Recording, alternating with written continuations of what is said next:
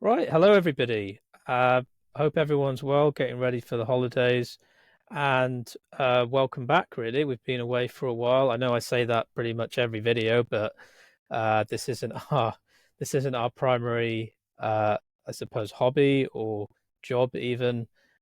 We do this just for the love of talking about our hobby, which is, comics and the culture around it. But either way, we thank you for joining us today. We're going to do a pickups video, which, for those of you who aren't aware of, um, don't necessarily relate to things that we've bought recently, but things that we'd like to talk about from our respective collections. So we're going to do two each today. And without further ado, Jake, do you want to give us our intro? Sure. I'm Jake, And I'm Cam. and we've got issues. So yeah, I'll start off, Cam. And I'll take Great Mazinger off here, and I'll show you the first pickup. By the way, before you start talking about your first pickup, Mazinger Z, right? It's called, if I recall. Yeah, this is a variant of Mazinger Z, which is Yeah, I love that you're British and you call it that, and I'm American and I called it that. yeah, Um, yeah. We just kind of. I was going to say Mazinger Z, but then I thought, but wait a minute. I think in Japan they call it Mazinger Z as well. I think. no, they call it Mazinger Z. Oh, Mazinger Z isn't it? is what. Oh, Yeah, right. Oh, how yeah, weird. They call it the British way. Did you ever watch the TV series? Because it's yeah. one That that was formative for me. really. Formative. So it aired in the US in English. Oh yeah. In it did. And it was called Transor Z. It wasn't called Mazinger Oh, Z. It was called oh. Transor Z. Damn, because we never got that in the UK. We got Voltron, Defender of the Universe, but we never got Mazinger. But I saw it much later on in the early '90s on Spanish television when I used to live in Gibraltar, and obviously it was in Spanish. I couldn't understand a word of it, but I just remember that was sort of my one of my introductions to kind of giant robo anime. And So what yeah, a great interesting. introduction it is. Yeah, I mean, I didn't understand what was going on, but still, I loved the visuals and the mechanical design. So yeah, nice choice. But anyway, I digress. So let's get into your first pickup. No worries. When I find my Great Mazinger graphic novel, Okay, we will probably talk about that. But cool, anyway, cool. um very different from what we just talked about. My pickup today is called Nogigon. Um, Here it is. It's from Luc et François Chuiten. I think I'm pronouncing that right. And it's from the series of Les Terres Creuses. This is the original. This is an original French edition, but not the first edition, I believe. And as you can see, it won the Grand Prix Angoulême, one of the big prizes in the bande dessinée or comic books in France back in 2007, Nice. 2003, 2003. And I love this. This is the work that this isn't my first copy of this. They printed this in heavy metal in English. One of the Oh, first, I think, the very first issue of heavy metal that I ever picked up, and I remember where it was. I picked it up in Quebec when I was doing a study, an exchange in for French, and that's why I have the original French versions. These helped me to kind of study up on my French because I used to major in it. wow. Um, yeah, and this is a really, really cool book. When you read it in English, it really blows your mind. When you read it in French, it blows your mind. And as you can see, it's a palindrome, right? So the story itself is a Wait, palindrome, what do you mean by that? meaning it starts either way that you read it, it's going to be the same reading, Oh, okay. right? So like the word mom is the same when you say it, or kayak is the Yeah. same when you say it as a palindrome. So the Oh, story okay. itself is a palindrome. And as you can even see, which is kind of cool from the cover, there's a cover on the front and a cover on the back because you can actually start the story from the back. Oh, wow. And it goes into kind of like, of course you're going to get to the ending of the story here, but um and I'm not going to spoil that, but when you get to the front of the book here, the traditional front, it looks the same. It will So look you kind get of the same. so you basically get two stories, one from No, either it's perspective, right? Or no? no, you wouldn't. I wouldn't say that. This is kind of Ah, like it's one story that has a very similar structure, right? But there's a beginning and an right. end to the story. And this is just one of those cool things that the brothers Shriten have done. I may have talked about the Obscure Cities series, but and one of these times we're going to talk about that. But the lovely part about this is each of these are in their own respective volumes in the Terre Creuse series. Anyway, I'm gonna kind of flip it around and show you what it looks like. Um, this is our protagonist, and her name is Nellen, Nellen. Again, another palindrome. And it starts off here with little chapters and little things. This was I don't think this was in the original heavy metal one. Actually, I don't remember these chapter titles. And it starts off like here. Uh, and I'm not going to spoil anything. It's just you could see from the visuals how it's it's set in a very fantastic world, right? And the architecture and the infrastructure kind of really stand out, as well as these really stunning illustrations um, done in this very realistic style, but it's still kind of set in a fantasy science fiction world. Um, so take a look at that. Incredible visuals. Right. And then essentially it follows her story as she kind of hops through different places in search of her friend, right? And I'm not going to spoil anything because this is just a pickup. We could probably get more into this in a by itself, but um, a great introduction to the works of Shriten. And like I had mentioned before, Cam, they're really famous in Western Europe, especially in France and Belgium, and certain they have certain things that they've designed as part of the infrastructure of certain cities like Paris. The Arts et Métiers station in Paris is one of their designs, and it's supposed to be kind of like a little port key into one of their worlds.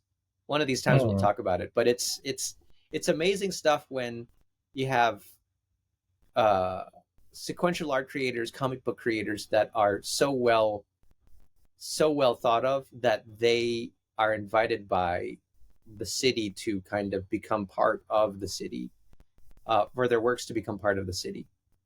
And that's my pick. Hmm. So just before you do put it down, you know how you said that you can start it from the back, from the front or the back. Uh, does it? I know you said that it doesn't necessarily change the story, but does it add anything starting from the back? As in, I'm thinking kind of Tarantino, where you sort of some of his stories start from sort of the end and sort of work their way back to the beginning. Is it that kind of effect, or is it something slightly different? No, it's more like you should read the story from front to back first, and then Yeah. when you kind of look at it, you'll see that the structure is similar. It's not necessarily a gimmick, but I wouldn't recommend reading it from back to front necessarily. You'll just All right. see this goes into like the layout. the layout of the book and the layout of the page. So I'm just going to give you a little hint Uh, here. So it's laid out here in a palindrome setting because, as you can see here, this is the first page, the very first, well, really the first page of the story. And then I'm going to give you a little hint. If you go to the very last page of the story, here's the back, and it starts here. Well, it ends here. It looks like that. mm, So you okay. see, a little bit of a Yeah. spoiler there, but it's you just have to read it. It's an experience. It's a really Yeah. cool. It's a really cool book. Well, I know you've got the French version there. Has it been translated? I mean, I'm assuming it has if it was in Heavy Metal magazine. Yeah, it was translated long ago. Like Yeah. this is one of, I mean, geez, for me, I picked this up when I was a teenager. Um and I guess that was back in the early 2000s. It won in 2003, but I think the story Yeah. was out even before then, probably around even 2001 or 2002, or not Yeah. even then. Actually, not even then. I think this was out in the late 90s. This was But maybe even 1997. but even when I mean, how did you discover it in the first place? Was it Heavy Metal magazine or was it something Yeah, I else? was just, it wasn't even on the cover. I Yeah. remember distinctly, I have that magazine, but I don't have it with me. It was a heavy metal with a cover by Olivia, the very well known pinup artist. And Oh, okay. I was like, "Oh, this is intriguing." And I pick it up and I open it and this is the main story. This is Yeah. what you're reading. And I was like, "Man, this is mind blowing. I got to pick it up." And I was in Quebec City. I was in Mm. Quebec City. I remember picking that one up and picking up an album Spirou, which is a great uh, French kind of. It's Spirou magazine is kind of like a collected magazine of, the album is a collected magazines of different bande dessinée that they have, I think, every month or maybe every You two mean like weeks.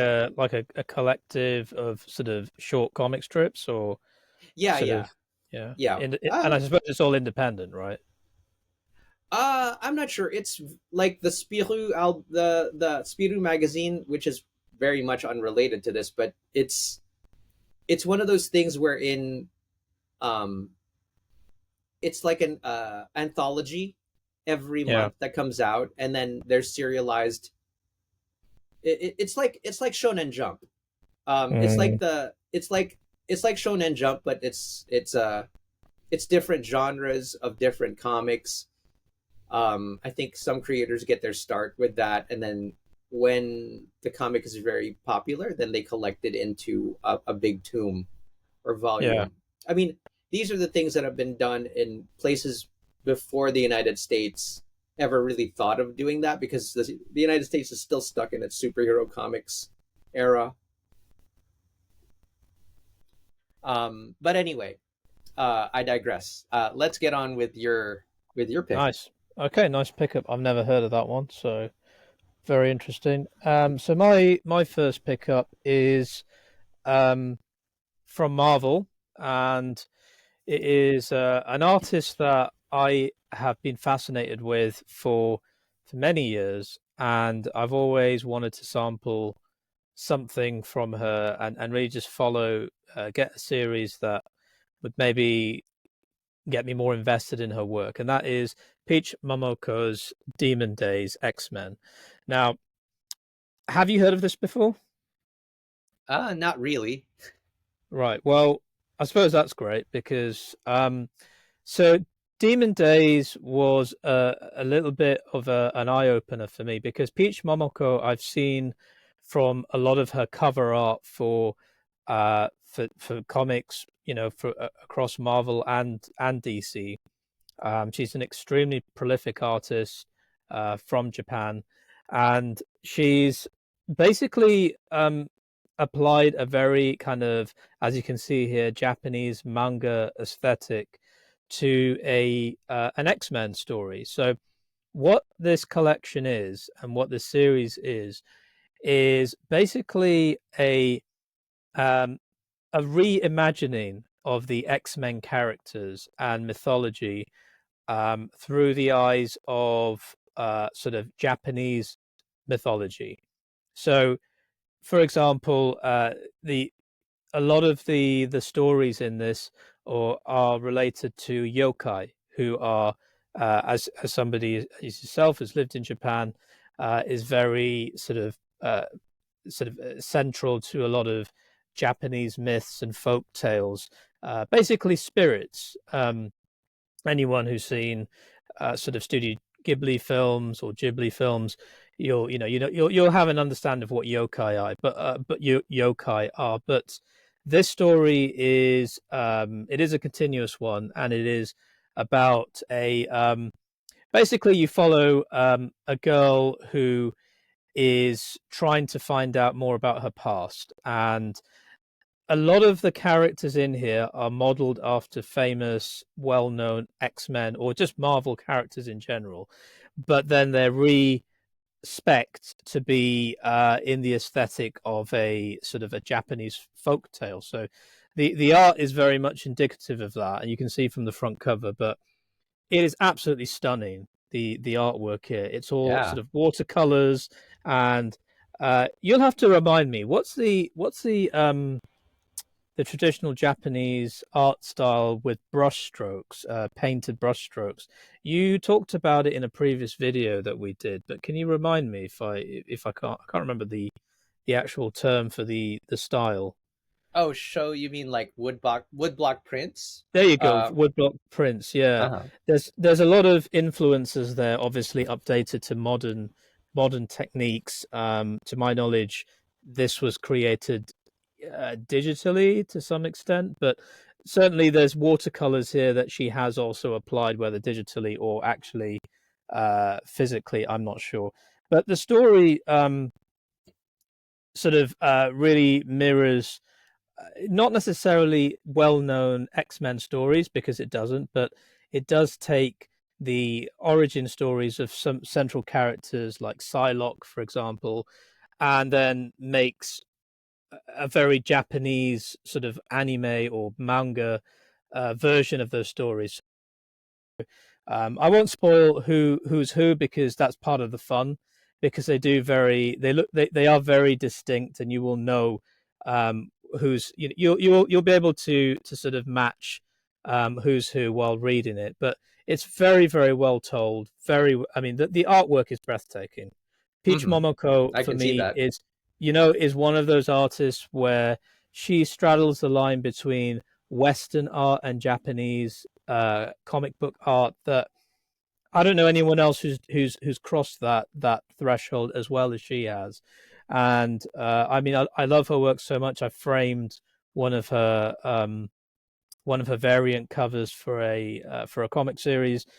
She's just to me one of the best artists in the game today, whether from the west or the east. You know, she's at sort of the top of her game right now, and this collection, which basically has all of the Demon Days story. Although I think there's also another. I've got another version of this, which is the entire story as a black and white version, which is basically the original sketches. But I had to pick this one up as well because the colors are so sumptuous, and the coloring and the just the general art direction is so well executed that I needed two versions of this, and I'll and if this ever gets an oversized hardcover, I'll be sure to get that as well because I'm such a big fan. Oh wow. She has made a sequel series to this, which I may talk about in a future episode, but for now, I would highly recommend anyone who's unfamiliar with Peach Momoko. She's currently writing Ultimate X-Men, to my understanding. Oh. So she's she's currently a big name, and this came out a couple of years ago, but it's a really really well told story. In fact, here's one for people old enough to remember. But if you've ever played a game called Okami, about the wolf, the sun wolf god, as it, the video game, it came out on the PS2, and I think it got a Wii version as well. It reminded me of that because it's so heavily steeped in Japanese spiritual mythology and yet marries the X-Men and Marvel mythos perfectly, and it's such a wild ride. It's beautifully told. There are times when it's very emotional, because it is very much about somebody, our central character, trying to find out about their tragic past, and it is quite a tragic story, but it has enough humor and enough characterization where you really get invested in the story. So it's not just a pretty face, it's a beautifully told story as well as beautifully illustrated. So in my opinion, I couldn't recommend this highly enough. That's Peach Momoko's Demon Days X-Men. Check it out. That's Wow, I my will pick. check it out. I actually want to pick that up. That's Yeah, man, I think you'll love it. Knowing what your taste is like, you will love it. okay. Great, great. So the next one that I um chose as a pickup is dear to my heart and very similar but very different from my first pickup today. And that is Akira by Otomo Katsuhiro. And there's Akira right there. Classic, Yeah. classic. And uh, this is the Portuguese version. I picked this up when I was in Lisbon. And I like how you always pick up sort of original language versions from wherever you travel to or lived in. yeah, I make it a point to do that when I travel, especially when it's to a place I know uh, I may not go to again for a while. So I knew that going to Lisbon was maybe a once or twice in a lifetime trip. So I made sure to pick up a nice souvenir like this. Nice, very very Um, very cool souvenir. and here I picked this in conjunction with my first pick because when you look at it, the style is very similar. I mean, the style of artwork is very similar to the Shriten brothers. Like Otomo Sensei has very realistic characters in very realistic architectural and infrastructure and industrial design environments. Um, so everything is very much, and I'm not even going to speak about the animated film Akira, which is Mm, based on this graphic novel. This is yeah.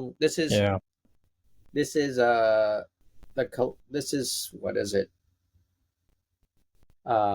It's collected, right? So this is, I think, chapter 5, and there's So many.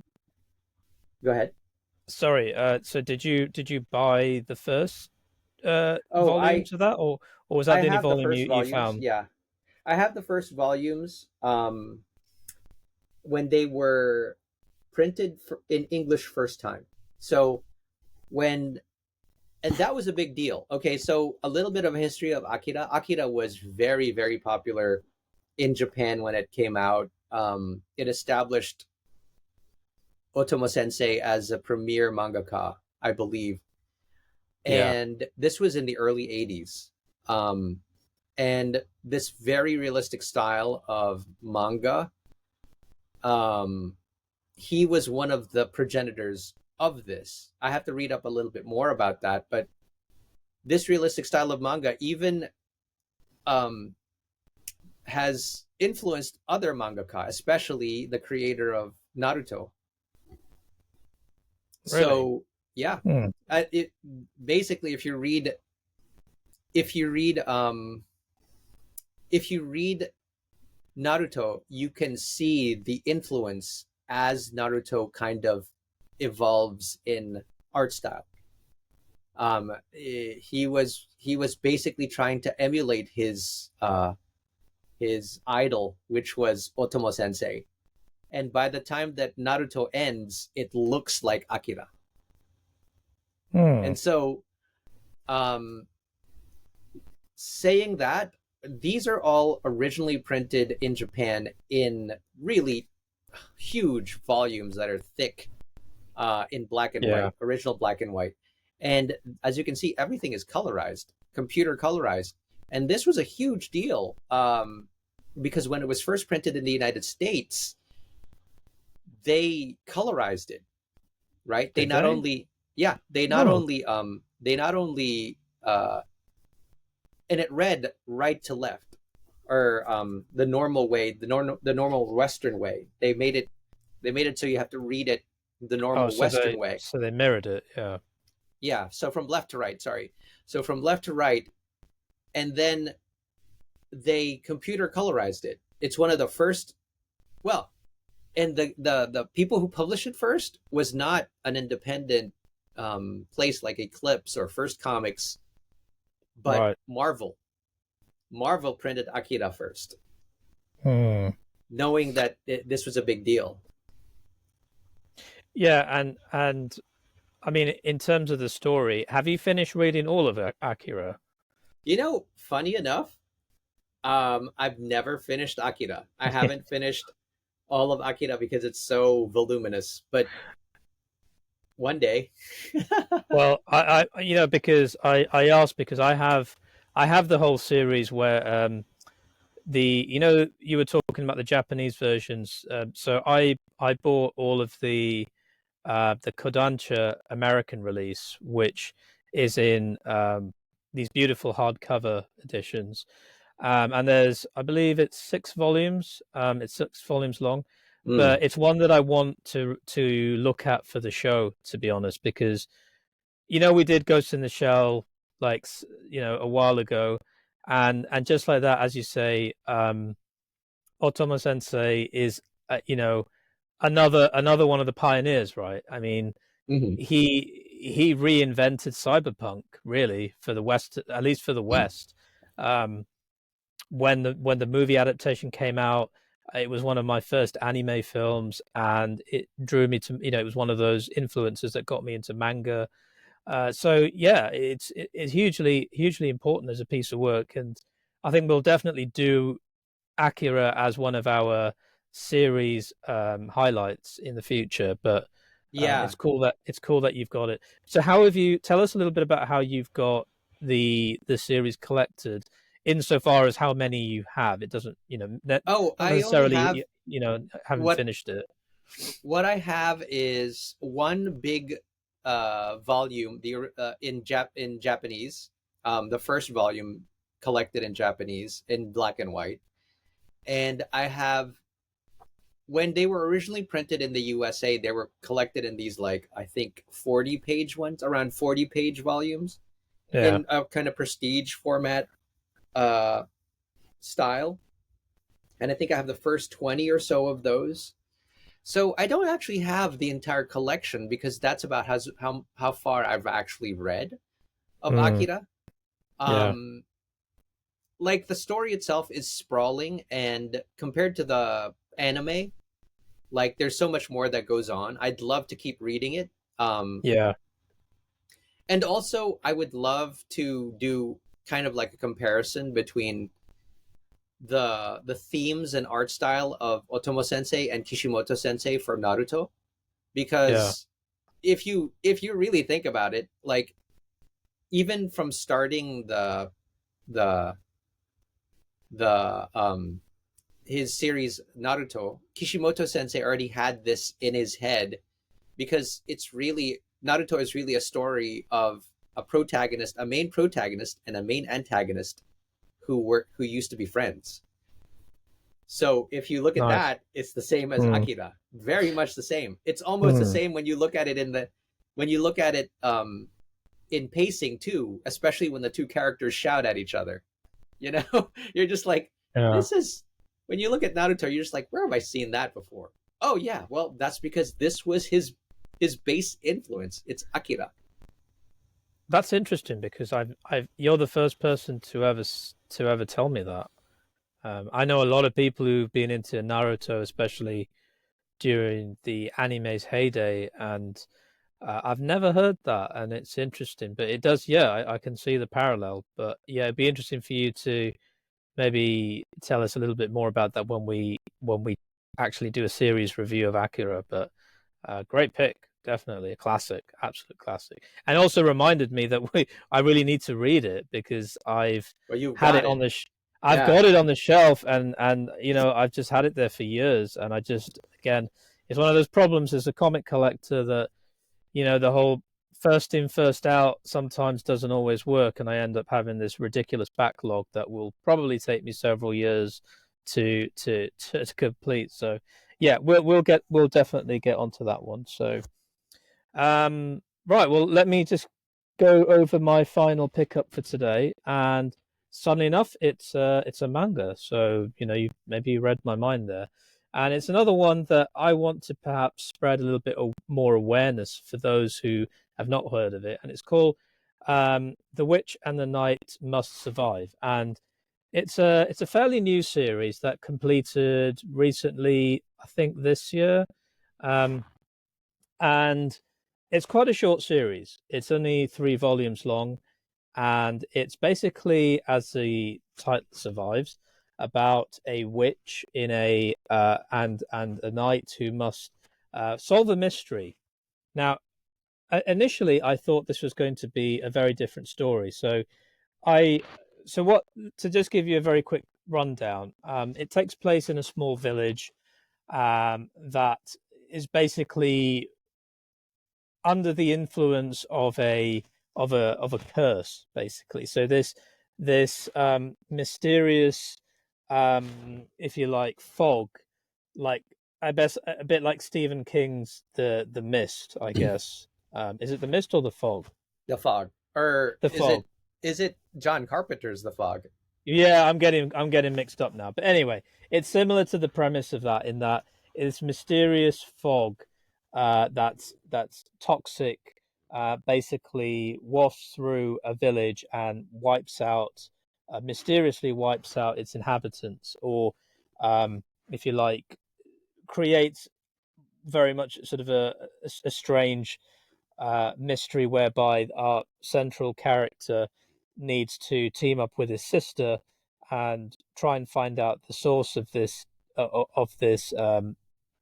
fog, if you like, which somehow through well, word of mouth and folk tales emanates from a forest nearby, and so the two embark on, or rather, he embarks on an adventure to try and find out the source of the fog in this forest. And what he finds is a witch, and this witch is not who you think it is. She's not actually this. This is not a spoiler because it's introduced in the first chapter. She's actually not somebody of an evil nature, but rather someone who's been misunderstood by the inhabitants of the villages around this forest, and is actually very innocent and unaware of what's going on outside of the forest. So what this basically ends up being is a mystery. It's not an action manga or an action based story. It's very much about piecing together the threads of this mystery, and trying to find out why this happened to their village. And it's contrary to some of the artwork, which is really just really amazing. I love the sketch work and the really detailed character designs. Mm, yeah. Um, it's just what drew me to this is the artwork first and foremost, and then secondly because I knew it was a fantasy story, like a sort of medieval fantasy story, which I'm always drawn towards, and it's got some really likable characters and a really, again, a very mysterious story. I was genuinely intrigued to see how it all unfolded because it's I mean, you may disagree with me, but I love a good mystery on. I've always loved sort of crime thrillers and sort of detective stories and things like that. And obviously I've always loved fantasy, so sort of medieval high fantasy, which is why I love Dungeons and Dragons, Lord of the Rings, and so on and so forth. So this is a really nice marriage of all of those genres. But also when the action does kick in, it has some really, really nicely choreographed sort of action sequences. But it's few and far between. So if you come into this story expecting it to be sort of an adrenaline rush. It absolutely isn't. It's a very slow, drawn out tale of mystery and even horror. There are horror elements in it as well. Mm. And it's also quite deep in its, um, I suppose it's exploration into people who are misunderstood, ostracized because they simply stay away from other communities, um, which is very much the case with this witch. And I won't give anything else away because I think it's a very well told mystery tale, um, and one that I'm really looking forward to reading more of. As I said, I've only got the first volume, but and I read this very quickly, but there are two more to complete the story, and from that perspective, it's not a very large investment with three books, and I think great things are gonna come from the story. But so far, I'm thoroughly impressed, and it's one that I don't really hear many people talking about, since considering it came out this year, Huh. at least in the West, anyway. So I'll yeah, put it on my very long list of things to catch up on. It does sound intriguing. it is, yeah. I mean, I'll give you an update when I've actually finished the story, but for now, yeah. So that's the Witch and the Night Must Survive. And I forgot to mention that the story and art are by two different people. The story is by Dai Chikamoto. I've never heard of his work, and the art is by Gombe Shinkawa. So I haven't heard of that's either my of them, final but pick. that's cool. Well, Nice. yeah, thanks for doing that, and thanks for uh doing the pickups with me, Cam. It's been a while, but life Yeah. gets in the way. Hmm. And Christmas is coming up, but it's nice to kind of see the different things that we discover in the treasure trove of the world of comics. Yeah. Absolutely. And I also love how, again, a lot of our influences tend to overlap, but in very different ways. So it's always nice for us to come on here and sort of share these picks, which, most probably we've either come across in some shape or form or is totally new to us, but we would love to read. So it's kind of we've always got something to give back to one another with our picks, Yeah, which is cool. And I hope you all enjoyed, coming on this journey with us. And I guess there's nothing more for me to say other than we wish you a lovely holiday, however you celebrate it. And yeah. Please and celebrate the holiday by liking and subscribing our channel, and also yeah, giving us a comment. Because it helps the algorithm kind of figure out, hey, we got to distribute it to a lot more people who like comics. yeah, So please do comment, especially if you have read or are planning to pick up any of our pickups. It gives us great joy actually to kind of find out, hey, this is what I think of Akira, or this is what I think of Peach. What was it, Momoko? Momoko, yeah, yeah. Yeah, Or and it's also really cool if you have your own alternative recommendations, for anything that we ever present in these episodes that we might also enjoy. So, but yeah, that's about it from the both of us. So we wish you a really lovely time over the holidays, and yeah. we'll be Happy back in the new holidays. year. We'll be back in the new year with new content. But until then, take care, and we'll see you soon. Okay.